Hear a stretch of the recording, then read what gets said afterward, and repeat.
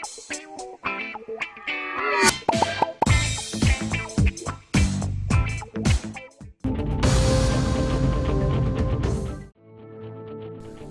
कुमार ने बिहार के वजीर आला के तौर पर 10वीं मरतबा ले लिया हलफ। पटना के तारीखी गांधी मैदान में मुनक्किदा इस शानदार तकरीब हलफ बर्दारी में रियासत के गवर्नर आरिफ मोहम्मद खान ने उन्हें ओहदा और राजदारी का हलफ दिलाया। इस मौके पर वजीर आज़म नरेंद्र मोदी, मरकजी वज़राए आला और एनडीए के हुक्मरानी वाली रियासतों के मुतादिद वज़राए आला भी मौजूद थे। गांधी मैदान में तकरीब का आगाज कौमी तराने से हुआ। हलफ लेने के बाद नीतीश कुमार ने वज़ीर आज़म नरेंद्र मोदी से मुलाकात की और मुख्तसर गुफ्तगू की। उसके बाद नायब वज़राए आला के ओहदे के लिए सम्राट चौधरी और विजय कुमार सिन्हा ने हलफ उठाया, जिन्हें नीतीश काबीना में अहम जिम्मेदारियां दी गई हैं।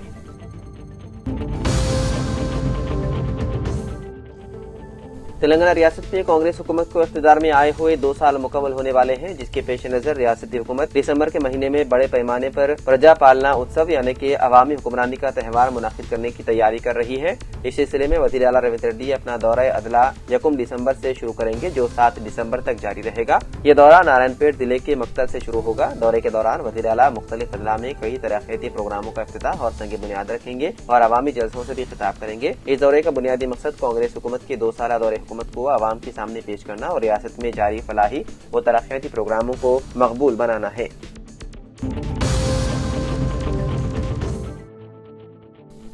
सऊदी अरब के मदीना मुनव्वरा में पेश आए अलमनाक के बस हादसे में शहीद होने वाले 45 हैदराबादी मुतासिरीन के अहल खाना से तेलंगाना जागृति की सदर और साबिक रुकन पार्लियामेंट के कविता ने मुलाकात करते हुए गहरे रंजो गम का इजहार किया। कविता मुतासरा घरों पर पहुंची तो माहौल गम से भरा हुआ था। लवाहिकीन अपने प्यारों की यादें बयान करते हुए अश्कबार हो गए। कविता ने हर खानदान को दिलासा देते हुए यकीन दिलाया है कि तेलंगाना जागृति मुकम्मल तौर पर उनके साथ है और इस सदमे की घड़ी में उन्हें तनहा नहीं छोड़ा जाएगा। उन्होंने कहा कि यह हादसा सिर्फ उनके मुतासरा खानदानों का नहीं बल्कि पूरे तेलंगाना और मुल्क का सानेहा है, जिसने हर दिल को गमजदा कर दिया। कविता ने रियासती हुकूमत से मुतालबा किया है कि शुहदा के लिए ऐलान करदा 5 लाख रुपए एक्स-ग्रेशिया में इजाफा किया जाए और कांग्रेस हुकूमत जंगी खतूत पर मुतासरा खानदानों की मुआवनत करे।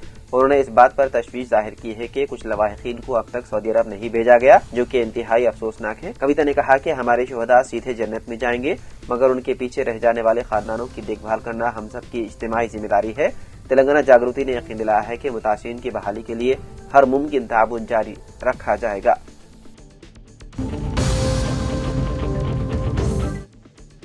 माली परेशानियों के सबब बेटी की शादी करने से कासिर एक बाप ने फांसी लेकर खुदकुशी कर ली। यह अफसोसनाक वाकया तेलंगाना के जिले आसिफाबाद के निमली गांव में पेश आया। तफसीलात के मुताबिक 70 साला वीरैया, जो मजदूरी करके अपने खानदान का गुजर बसर करता था, अपनी छोटी बेटी की शादी के लिए गुज़िश्ता 5 वर्षों से कोशिश कर रहा था, लेकिन कम आमदनी की वजह से वो शादी के अखराजात के लिए दरकार रकम का इंतजाम न कर सका।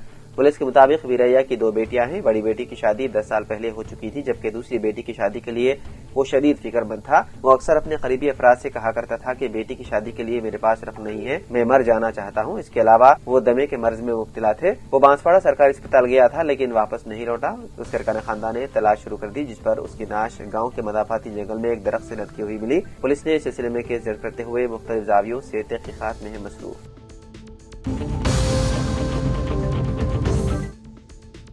खानगी ट्रैवल्स की बस ने जुमेरात की सुबह जिले महबूब नगर जड़चिल्ला के करीब माछाराम फ्लाईओवर पर हाइड्रोफ्लोरिक एसिड ले जाने वाली टैंकर को टक्कर दे दी, जिसके साथ ही मुसाफिरीन में खौफ की लहर दौड़ गई। हुकाम के मुताबिक तमाम मुसाफिर महफूज रहे। बस में तकरीबन 40 मुसाफिर सवार थे। बस आंध्र प्रदेश के चित्तूर से हैदराबाद आ रही थी। बस ने पीछे से टैंकर को टक्कर दे दी, जिसके नतीजे में हाइड्रोक्लोराइड एसिड सड़क पर बह गया और मुकामी हादसे पर धुआं फैल गया। बस ड्राइवर ने चौकसी का मुजाहरा करते हुए फौरन तमाम मुसाफिरों को उतार दिया। बाद मुसाफिर इमरजेंसी एग्जिट से बाहर निकल आए। इस हादसे में चंद अफराद को हल्की चोटें आई हैं। रिपोर्ट में बताया गया है कि हादसे के बाद आग नहीं लगी, जिसकी वजह से एक बड़ा हादसा टल गया। फायर टेंडर मौके पर पहुंचे और मुलाजिमीन ने सूरत हाल पर काबू पा लिया।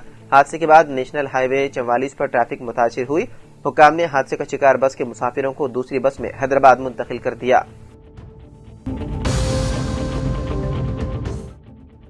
सुप्रीम कोर्ट ने चारशंबे को इशारा दिया है कि तलाक़ हुस्ना के रिवाज को कालदम करार दिया जा सकता है। इस तरीके के तहत मुस्लिम शौहर 3 माह तक हर माह एक बार तलाक कहकर निकाह खत्म कर सकता है।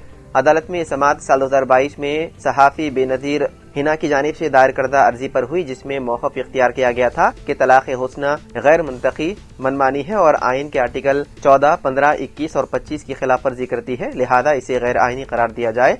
درخواست میں طلاق کے لیے مذہب اور جنس سے متعلق بالاتر یکساں اصول بنانے کی مانگ بھی کی گئی ہے۔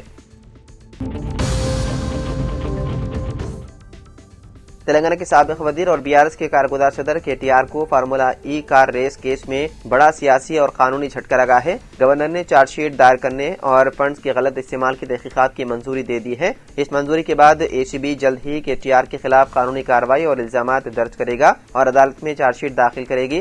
ذرائع کے مطابق چند روز قبل حکومت نے گورنر کو خط لکھ کر اس کیس میں تحقیقات کی اجازت مانگی تھی۔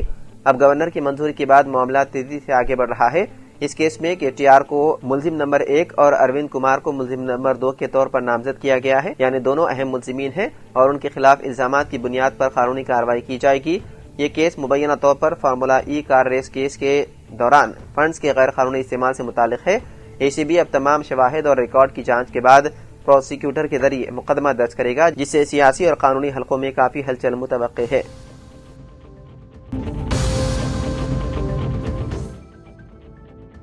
اڈیشہ کے ضلع کندمال میں ایک افسوسناک واقعہ پیش آیا، جہاں چپس پیکٹ کے اندر موجود چھوٹا کھلونا نگلنے سے ایک 4 سالہ بچے کی ہو گئی موت۔ اطلاعات کے مطابق مسومہا پاڑا گاؤں کے رہنے والے رنجیت پردھان نے اپنے 4 سالہ بیٹے ہیگل کے لیے ایک دکان سے چپس کے پیکٹ خریدا۔ پیکٹ کھولتے ہی اس میں ایک چھوٹی کھلونا بندوق پائی گئی۔ بچے نے والدین کی غیر موجودگی میں اس کھلونے سے کھیلنا شروع کیا اور اچانک اسے منہ میں ڈال کر نگل لیا۔ کھلونا گلے میں پھنس جانے سے بچہ سانس نہ لے سکا اور بے ہوش ہو گیا۔ والدین نے کھلونا باہر نکالنے کی کوشش کی لیکن ناکام رہے۔ اس کے بعد بچے کو فوری طور پر 30 کلومیٹر دور واقع ہیلتھ سینٹر منتقل کیا گیا۔ ڈاکٹروں نے معائنے کے بعد بچے کو مردہ قرار دیا۔ مقامی پولیس افسر کے مطابق اس واقعے پر اب تک کوئی شکایت درج نہیں کی گئی ہے۔ تلنگانہ ہائی کورٹ نے public service commission group 1 means امتحانات کے سلسلے میں سنگل جج کے احکامات پر عبوری حکم التوا میں توسیع کی ہے۔ ہائی کورٹ کے سنگل جج نے گروپ 1 مینس امتحانات کو کالعدم قرار دیتے ہوئے احکامات جاری کیے تھے۔ مینس امتحانات کے نتائج کا 10 مارچ کو اعلان کیا گیا اور 563 منتخب امیدواروں کی جنرل رینکنگ لسٹ 30 مارچ کو جاری کی گئی تھی۔ ڈویژن بینچ کی جانب سے سنگل جج کے احکامات پر حکم التوا کے بعد 24 ستمبر کو منتخب امیدواروں کو احکامات تقرر حوالے کیے گئے۔ تلنگانہ پبلک سروس کمیشن کی درخواست پر چیف جسٹس اپریش کمار سنگھ اور جسٹس GM محی الدین پر مشتمل بینچ نے آئندہ سماعت تک حکم التوا میں توسیع کر دی۔ گروپ 1 کے امیدواروں کی جانب سے درخواستیں داخل کی گئی جن میں بے قاعدگیوں کی شکایت کی گئی۔ بینچ نے آئندہ سماعت 12 دسمبر کو مقرر کرتے ہوئے وعدے کر دیا ہے کہ سماعت کے سلسلے میں مزید توسیع نہیں کی جائے گی۔